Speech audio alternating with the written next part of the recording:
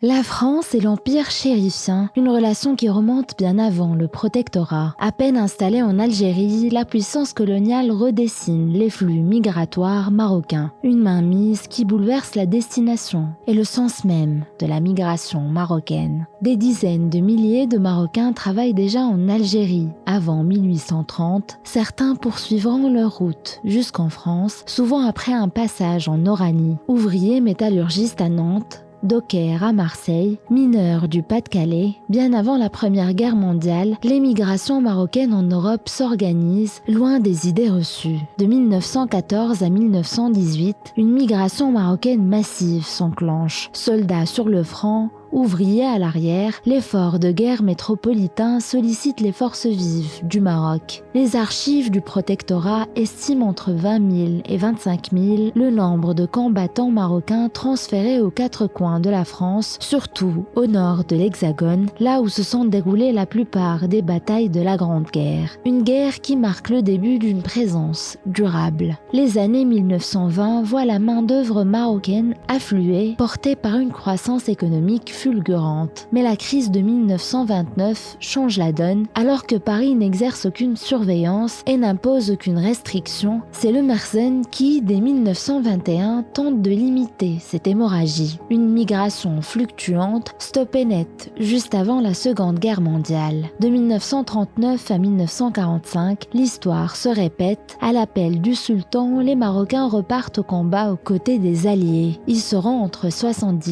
000 et 80 000 à servir par le sang ou par la sueur à l'effort de guerre de la France. Travailleurs de la drôle de guerre, soldats de bataille européenne, ils marquent une nouvelle étape dans la longue histoire de la migration marocaine. Une histoire dense, méconnue, qui éclaire 2 siècles d'émigration marocaine en Europe et d'engagement. À découvrir dans son intégralité sur telquel.ma. Abonnez-vous pour ne rien manquer de nos articles d'histoire.